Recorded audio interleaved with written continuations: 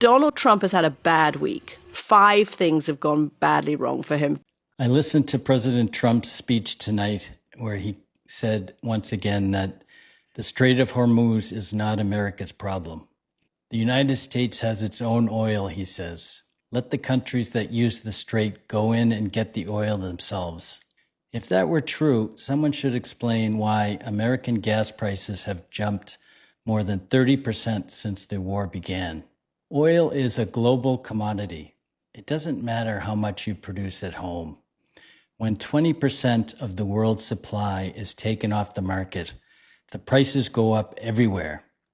American producers are not going to sell their oil at a discount domestically when foreign buyers are willing to pay more. That's how markets work. And oil is not the only thing that moves through the Strait of Hormuz. Roughly 1/3 of the world's fertilizer exports transit that waterway. Urea prices have already surged 50%.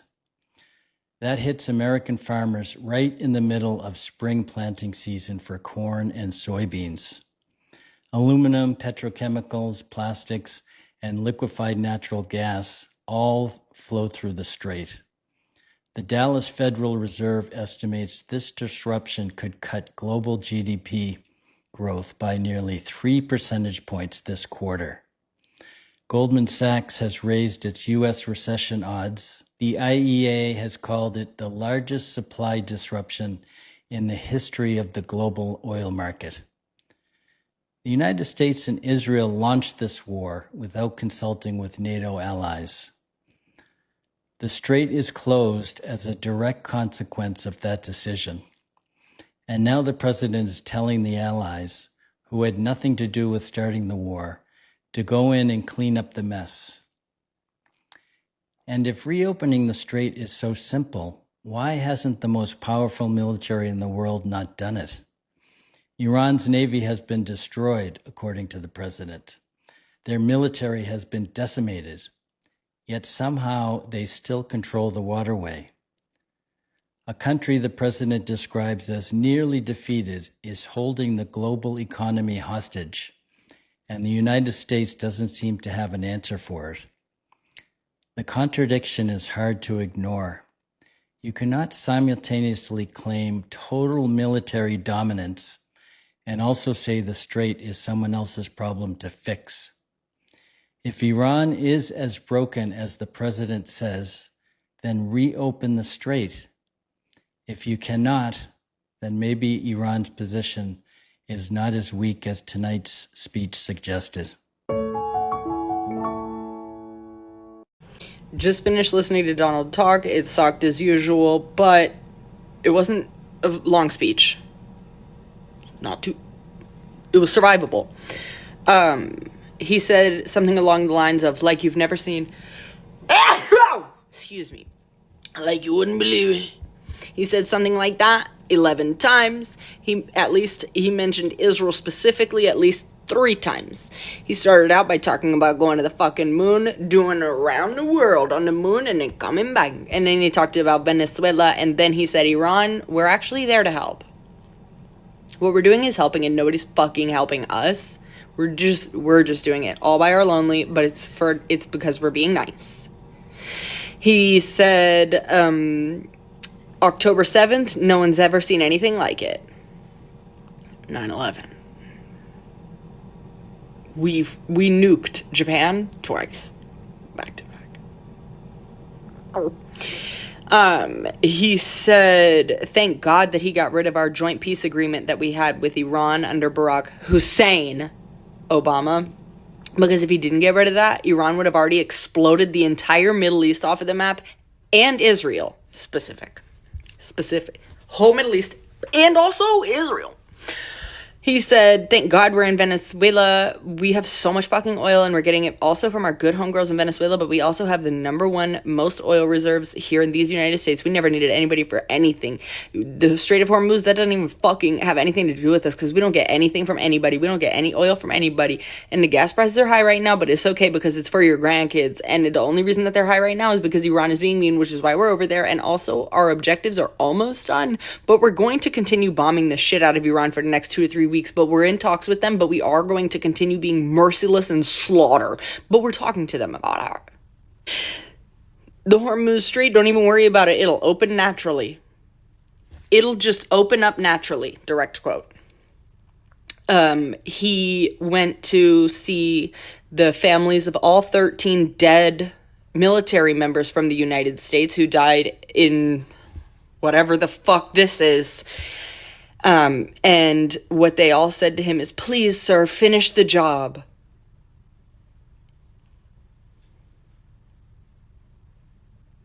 They didn't say, my kid is dead. They said, go get him, Tiger. But we're almost done with our objectives, but none of the objectives have been laid out. But don't even worry about gas prices because it's for a good cause. And also, we have the most gas ever, so I don't even know what the fuck you're talking about. Gas prices, like, we never even needed anybody for anything. God bless America. Having just watched Donald Trump's announcement to the nation about what is going to happen in the near future in the Middle East, I think it's very clear there's going to be an increase in hostilities and there may be boots on the ground. Now, this is something that I think was foreshadowed, and really the reason that Prime Minister Anthony Albanese jumped to the punch was to say we're not going to be part of that.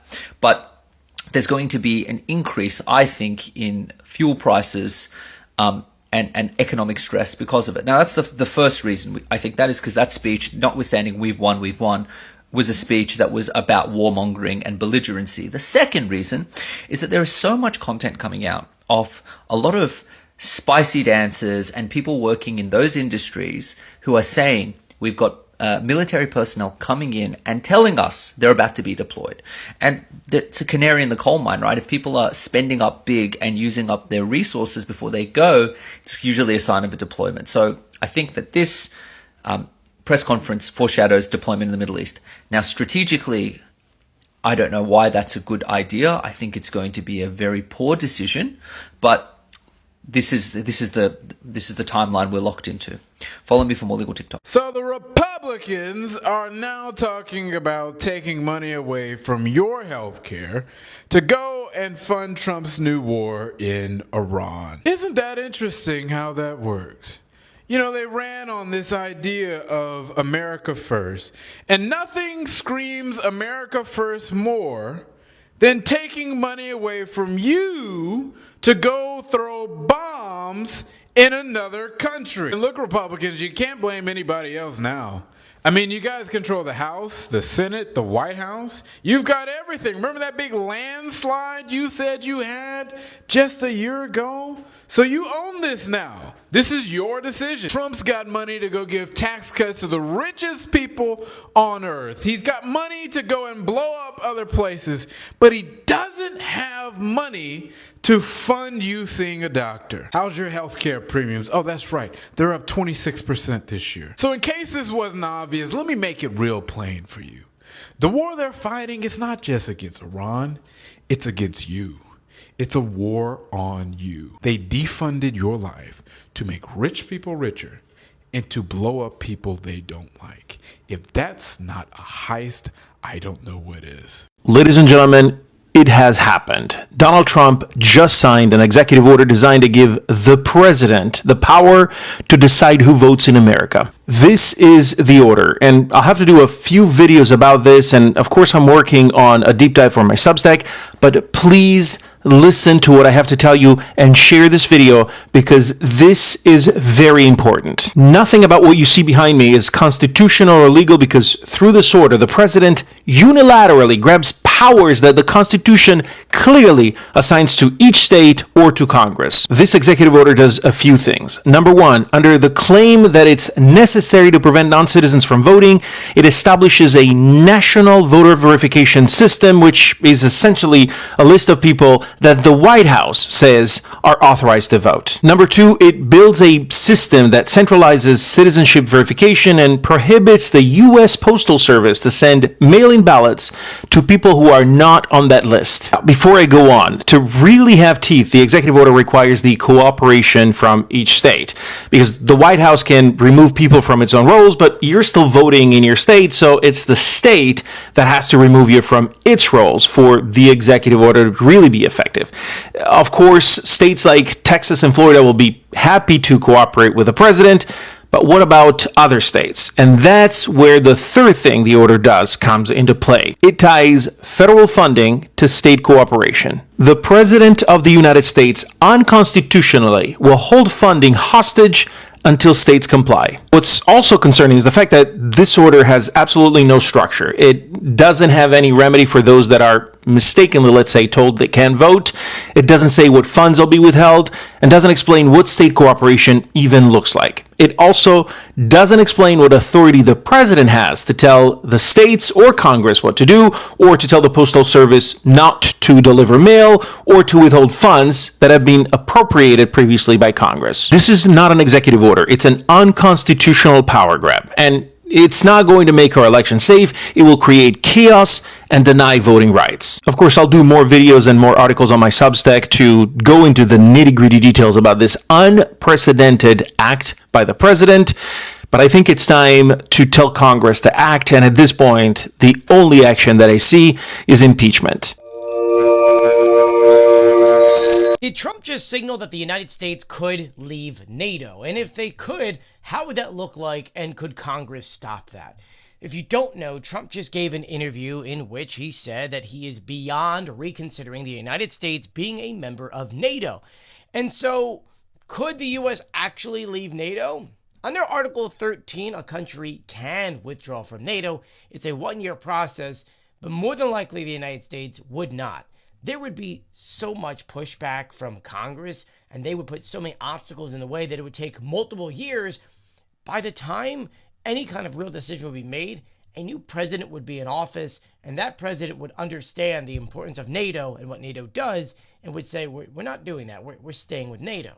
Trump didn't stop there. In this interview with The Telegraph, he says that NATO is a paper tiger. Even Vladimir Putin sees that. And then when it comes to Ukraine, he says, quote, Ukraine wasn't our problem. We were there for them. They weren't there for us. I need to reiterate, like I did in my previous video, there's a big difference between what happened in Ukraine, in which a country got attacked that was a NATO border country, versus what happened with Iran, in which the United States, a NATO member, attacked an independent country. NATO is a defensive operation. That's the only way that works.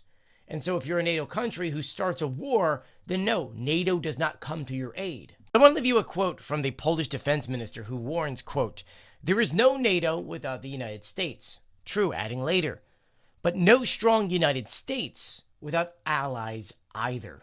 Because the United States, one of the reasons why they're so strong is because they have multiple bases throughout Europe that house a lot of their weapons and nuclear weapons that would be the first line of defense if something were to go down. Without those bases, the United States, at least militarily, is not safe. The other day, Trump said that he's not going to reveal his plans for Iran because if he did, he might have the 25th Amendment used against him.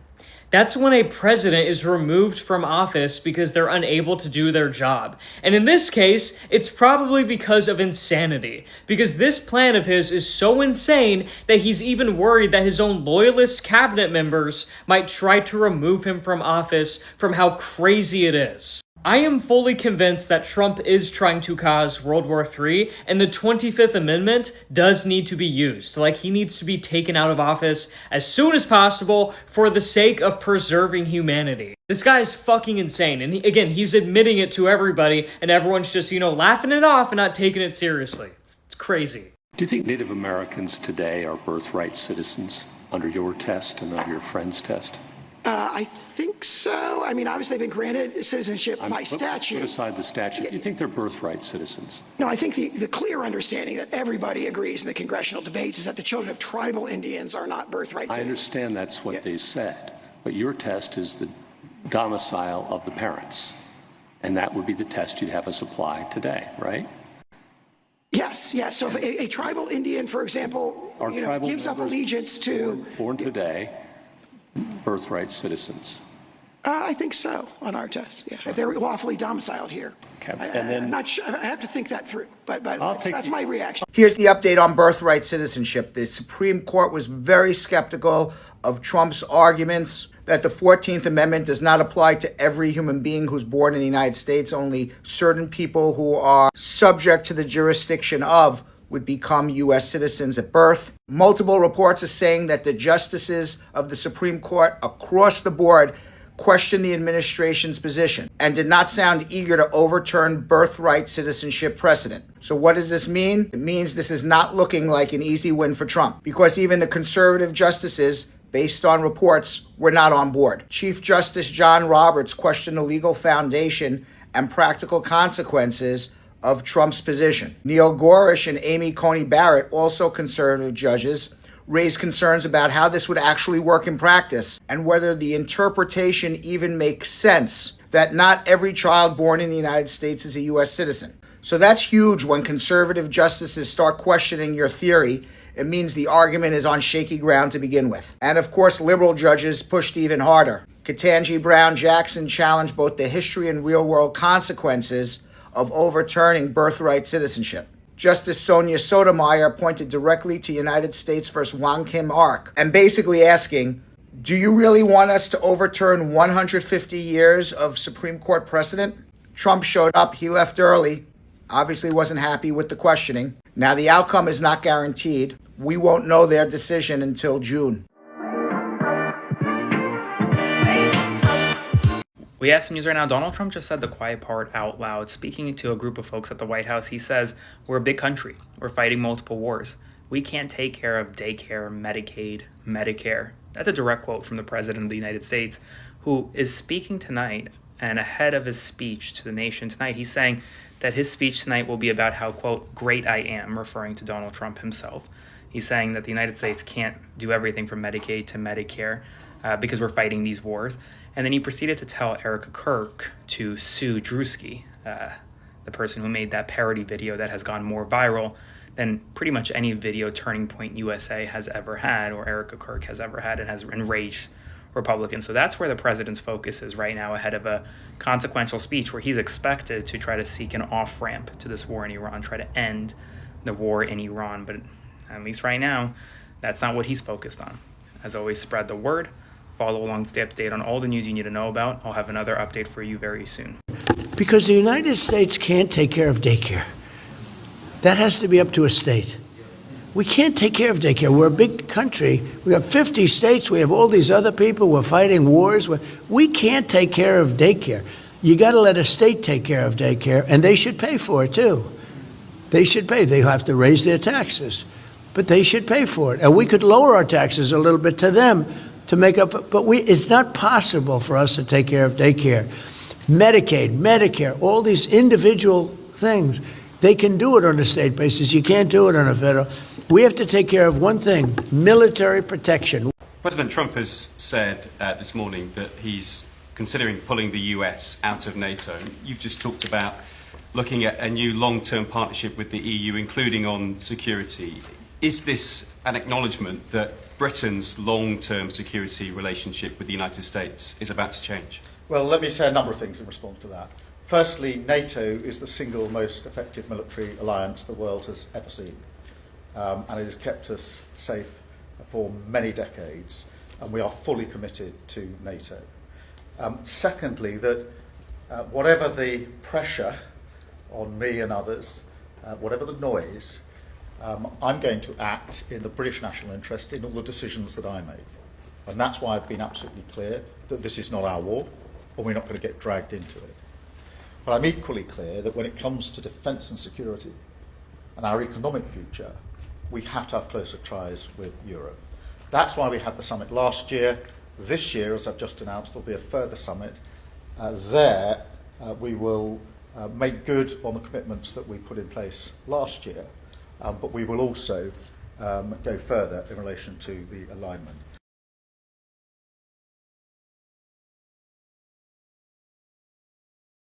After watching the president address the United States and the world geopolitics and whatnot, there's just a few things that he said, and he just can't say it, but I'm gonna say it.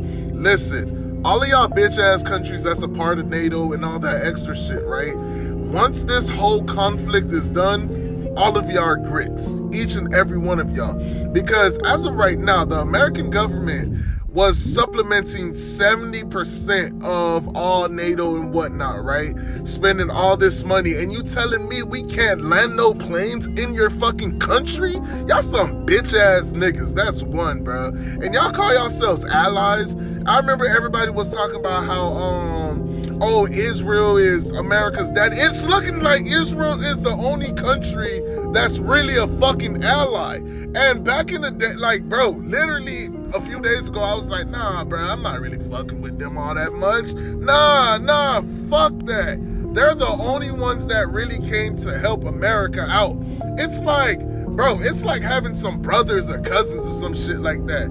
If something's going down, I'm going to call my cousin, I'm going to call my brother, and we going to take care of that shit together, bro. Like, nah, fuck no. Fuck NATO and all them extra ass countries. And now with this whole war situation, right? This so-called war that Congress hasn't proclaimed. Listen, everybody keeps saying, oh, Iran is doing this, Iran is doing that. We literally just seen the leader of the free world in real life. This is probably like the 50th, probably 60th time that we've seen him since this whole war started, right? So I'm not trying to hear anybody talk about, oh, Iran this, Iran that, whenever you haven't seen Iran's leader. Like, fuck is y'all talking about, bro? They're taking out communications and that's basically it.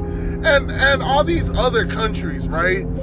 Y'all need to start buying from America. Like, bro, I don't think you guys understood what the president was doing. Like, whenever he started this whole situation, everybody was complaining, oh, Trump is this, Trump is that. No, Trump is about to expose y'all fuck ass countries. All of y'all are fucking terrible. Every one of y'all are fucking terrible. That's really what it is. And y'all were supposed to be up here handling y'all business, but y'all not. And that's why y'all gonna suffer. Go protect the Strait of Hormuz. The U.S. military is now a tool of political repression. That's what Pete Hegseth just confirmed by his actions in ending the investigation of those helicopter gunship pilots who not only went down and flew by Kid Rock's house, wasting $10,000 an hour of U.S. taxpayer money and flying 50 miles away from an approved training route to venerate someone who violently threatens Democrats on a regular basis, but also who then flew down to the No Kings protest to intimidate those people who were exercising their First Amendment rights, the quintessential function of this democracy. If they can use helicopter gunships to intimidate people for just protesting peacefully, we no longer have an apolitical military. That's a fact. And from this moment forward, that's what you need to consider it. And if you're in the U.S. military, you need to think about your oath and whether you want to be a part of an organization that has lost the trust and respect of the American people. And this doesn't happen in a vacuum, okay? This happens at the same time Donald Trump signed an executive order trying to steal American elections and blatantly, just outrageously violating the Constitution, which puts the manner of elections into the state's own purview and trying to federalize those. I'll get to that in a separate video. It's just on and on and on. Things that are combining today that show we are farther from a democracy today, significantly, than we just were a few hours ago. Unbelievable. Donald Trump's consumer confidence numbers at the Michigan Index are now that low. His approval rating is lower than where Joe Biden was at this point in time. His disapproval rating is higher than it was. His approval rating is lower now than it ever was in his first term, and he already had a bad midterm. I think it's fair to say at this point in time, I think Democrats are favored to win them both. They have to make mistakes now. They have to have bad candidates do bad things in a general election below an opportunity, because the environment, we are now in blue wave territory. This is a true investment in your children and your grandchildren's future. Tonight, every American can look forward to a day when we are finally free from the wickedness of Iranian aggression and the specter of nuclear blackmail. Because of the actions we have taken, we are on the cusp of ending Iran's sinister threat to America. President Trump spent 19 minutes in primetime tonight talking to the American people about why he chose to start this war with Iran, why it should matter to you, and while he did address the pain you're feeling at the pump, he said he made sure the American economy was ready to take this hit. So let's talk about 3 important things President Trump did not say tonight, because I think that's very important. Number 1, he did not say that this war is going to be over tomorrow. And in fact, he suggested there may be an escalation. We will continue until our objectives are fully achieved. Thanks to the progress we've made, I can say tonight that we are on track to complete all of America's military objectives shortly, very shortly. We're going to hit them extremely hard over the next 2 to 3 weeks.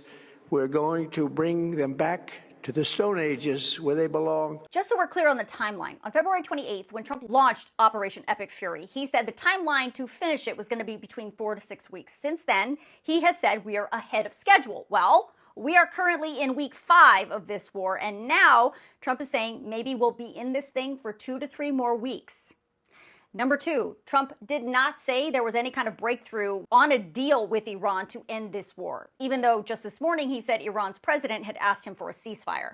In fact, tonight, Trump reiterated what I reported yesterday, which is that he seems prepared to walk away from this war, whether the Strait of Hormuz is open or not. The United States imports almost no oil through the Hormuz Strait and won't be taking any in the future. We don't need it. So to those countries that can't get fuel, many of which refuse to get involved in the decapitation of Iran, we had to do it ourselves.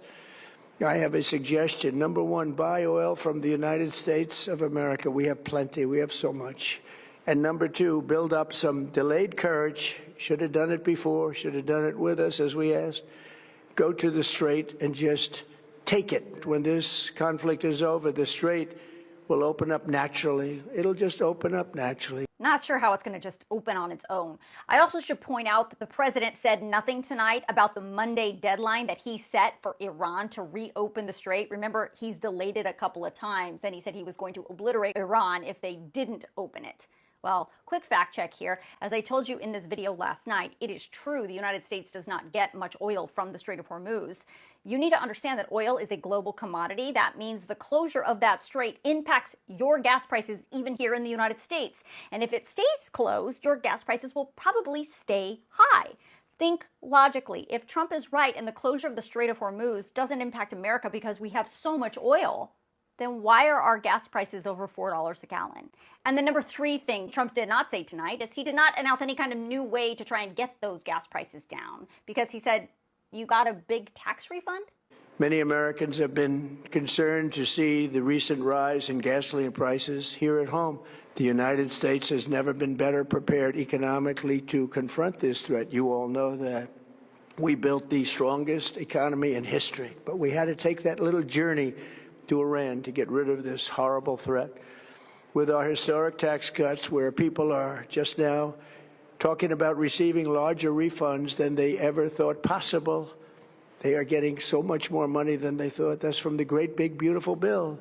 Our economy is strong and improving by the day. And a bonus 4th thing Trump did not say tonight. He did not say that he was going to be putting American boots on the ground in Iran. But he did talk a lot about how powerful and exceptional the United States military is. He said the best way to honor the lives of the 13 service members who died in this war in Iran is to finish the job. But by Trump's own admission and his own goals, that job cannot be finished until we know what's going on with Iran's nuclear program. That's the one thing all presidents, including Trump, have said. Iran cannot have a nuclear weapon. While Trump again tonight talked about how he obliterated Iran's nuclear program last summer, he seemed to also confirm tonight that the remnants of that nuclear program, what he calls the nuclear dust, may just stay in Iran. Like, we just leave it there and watch it? The nuclear sites that we obliterated with the B-2 bombers have been hit so hard that it would take months to get near the nuclear dust, and we have it under intense satellite surveillance and control. If we see them make a move, even a move for it, we'll hit them with missiles very hard again. We have all the cards, they have none. Donald Trump has had a bad week. 5 things have gone badly wrong for him. The prosecutor in the case against Jerome Powell has admitted that they don't have any evidence of misconduct. He's done this taco on the straights. Joe Kent, the former intelligence official who resigned very publicly, is saying to everybody who will listen that there was no justification for the war in Iran because Iran didn't pose imminent threat. Last night in Florida, Donald Trump has a new member of his state Senate, a Democrat, Emily Gregory, who had a 13-point swing away from Republicans to a Democrat right on Donald Trump's doorstep. And a Reuters poll came out that was completed on Monday showing that he has the lowest approval rating that Reuters has recorded of 36%, and that approval for his handling of the economy amongst all Americans, not just Democrats, is down to 29%. So I think if you put that together, I think Donald Trump's brain must be feeling a little frazzled. What's up, beautiful and amazing people? Guys, thank you so much for always being here. Thank you for your support. I truly appreciate. And my good people, you know what? A lot is happening in the United States of America. Guys, you know that in this particular channel of ours, we all talk about what the black people are saying about a certain issue in America. We are talking about American politics, what the people of America are saying about the war with Iran, about oil prices, about food prices, about Trump's speech, all of them. And I can tell you that according to the latest trend or news that is going on now, people are reacting to the president's speech that he said yesterday in a national TV. And it was a very short speech, unlike the last one. And here he came out to update the Americans about the war with Iran. And from the look of things, you can see that the war is not ending anytime soon, although they are just kind of telling the people like, yeah, we almost there, we are winning, just giving the Americans hope. And my good people, you know, it was shocking to hear the president say that the only ally that they have is Israel. The only truest ally is Israel. My good people, I mean, that really shocked so many people, because around the world, America works with many countries, but being selective and praising Israel only is something that is really shocking. So, guys, I don't know what you think about this particular story. Probably you could let us know in the comment section. And what from the clips that we just watched, the Americans are saying that it is so unfair that there is money for conflict, for, you know, funding these conflicts, but there is no money for Medicaid, there is no money for our children, the daycare. And you know, the president was saying that the national government is not supposed to be funding daycare. It is each and every state that are supposed, they are in the authority of funding these daycares. And I can tell you guys that, you know, something that was nationally recognized now, pushing it to states, it's going to take a very I don't know to refer it to as, but imagine you pushing a certain department to the states. You know, that means that each state is going to include that particular budget of daycare in their annual budget. And that means that, you know, some taxes are going to be increased in the pockets, in the salaries, or, I mean, anything that an American in each state is earning is going to, they're going to deduct from there, because the president is refusing to fund these projects, health programs, because those are the most affected. And remember, guys, yesterday we talked about layoffs mostly affecting the Americans, black people. And these black people, guys, I don't know why most people feel like there were so many in these particular programs whereby it dealt so much with healthcare. And the president, looking at things the way they were, he was like, no, we are going to ban it. So many people believe that these healthcare programs, they were kind of taken away. They stopped the funding mainly because the black people were so many them. And I mean, that is just how things are at the moment. We can't really wait for the next election so that at least we can see where our people are going to vote. Is it the Democrat or the Republican? And for me, I am 100% sure it will be Democrat because so many families have been affected by the immigration policies. So many families have been separated. So many people live with the fear in themselves because they are no longer free. They cannot work anywhere. They cannot do any jobs. And and in that case, I remember this particular story that has been really trending about this lady that called ICE on the workers. Remember that these particular workers, they were Guatemalan workers, immigrants in America. This particular lady wanted her home to be remodeled, you know, and he called on these people after they were done with the work and she's supposed to pay them. He decided to call ICE on them, and the internet was mad. The internet was furious that, you know, how could you do such a thing to people that they were asking for their families back home? So ICE later on, they were on this woman's side and said that that was an operation. And if you actually understand what an operation mean, is that they had planned about this house somewhere. They are going to call these particular people, and then, you know. But I don't know why so many people believe that it was just the lady. So the conflict between Iran and USA is nearing completion. That is according to the president of America. And you know, in yesterday's speech, if you heard very well, the president said that America has already crippled Iran's military. How true is that? I don't know.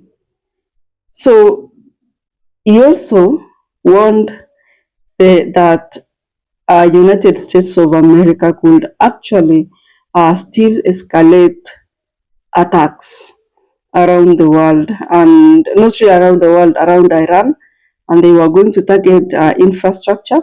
They are going to target oil, and you know, oil is the heartbeat of any economy in the world.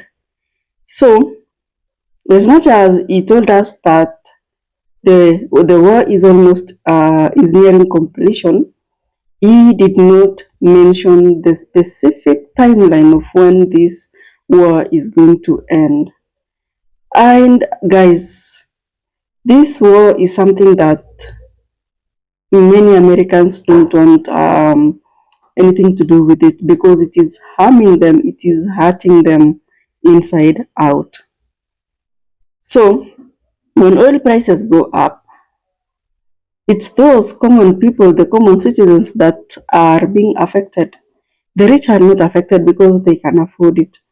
And we have less richer people than the middle class. So, the daycare controversy is what it's something that is not really getting out of internet now. People are discussing it heavily, and you know, it according to American citizens, they can't really understand. Like, it is not easy to understand to explain to a citizen of America that there is so much money to fund conflicts, but they have zero money to fund things like daycare and healthcare. It doesn't make sense. It's very hard even to understand by myself. So I don't know if the states will take up the daycare funding, because the president was like, no, federal government is no longer going to fund daycare. That is a personal responsibility, not a federal responsibility. So Americans are furious. Americans are mad. Americans are sad. Because, guys, since the daycare thing was stopped, since they stopped funding it, I mean, daycares are extremely expensive now in America. And I can tell you that so many families are struggling with costs of living. I mean, this particular kind of story is not something to be happy about unless you are a bachelor. And that is understandable, because it's until you become a parent and you start raising children, then you'll understand. And once you become a parent, I mean, everything becomes unpredictable. And I can tell you that there's a reason why parents are respected so much in the world. So I don't know what you think about the entire story, but let me know in the comment section. Let's discuss, let's talk about it. Kindly subscribe, turn on the notification bell. I'll see you in the next video.